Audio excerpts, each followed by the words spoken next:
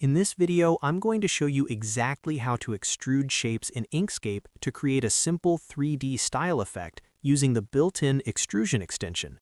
This is a really useful technique if you want to create 3D-looking logos, icons, text effects, or block-style graphics directly inside Inkscape without needing any complicated plugins. The best part is that this method only takes a few minutes once you understand how it works. I'll walk you through creating the shapes, setting up the paths correctly, using the extrusion tool, and then adding color shading so the effect actually looks three-dimensional. If this tutorial helps you out, make sure to hit the like button and subscribe to the channel for more simple Inkscape tutorials just like this. Alright, let's jump right in and start by creating our base shape.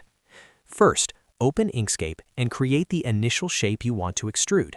For this example, you can draw something simple, like a rectangle or a circle, using the shape tools on the left toolbar. Click and drag on the canvas to create your shape. Now, before we can extrude it, we need to convert the shape into a path.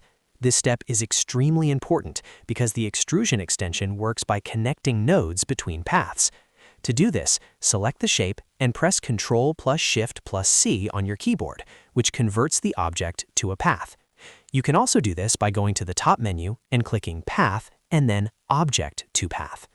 Next, we need to create the second shape that will define the depth of the extrusion. With your original shape still selected, press Ctrl+D to duplicate it. This creates an identical copy directly on top of the original. Now simply move the duplicated shape slightly upward and to the side. This small offset creates the illusion of depth and will determine the direction of the extrusion. The distance you move it controls how deep the 3D effect will look. Usually, a small offset works best for clean results. At this point, you should have two identical paths on the canvas. Because we duplicated the original path, both shapes have the exact same number of nodes. This is very important for the extrusion tool to work correctly. If you draw a completely different shape instead of duplicating it, the node count might not match and the extrusion can look twisted or distorted. Now we're ready to generate the extrusion. Select the Select and Transform Objects tool by pressing S or F1 on your keyboard. Click the first shape, then hold Shift and click the second shape, so both shapes are selected at the same time. Once both paths are selected, go to the top menu and click Extensions, then Generate from Path and choose Extrude Between Two Paths. A dialog box will appear with several options that control how the extrusion is generated. One of the most common options is Lines. This mode simply connects the corresponding nodes of both shapes using straight lines. Another option is Polygons, which creates solid faces between the paths, and is usually the best option if you want a solid 3D block style effect.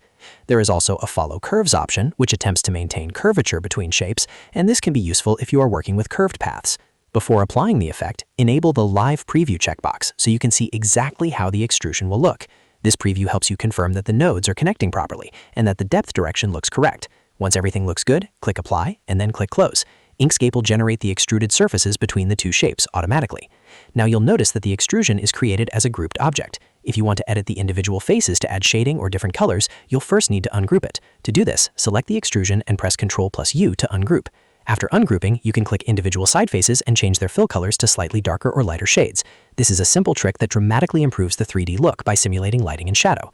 One more important tip to remember is that this extension works by bridging nodes between the two paths. If the shapes have different node counts, the extrusion may twist or connect in strange ways. That's why duplicating the original shape using Ctrl+D is always the best method when creating clean geometric extrusions. And that's it. That's how you extrude shapes in Inkscape using the built-in Extrude Between Two Paths extension.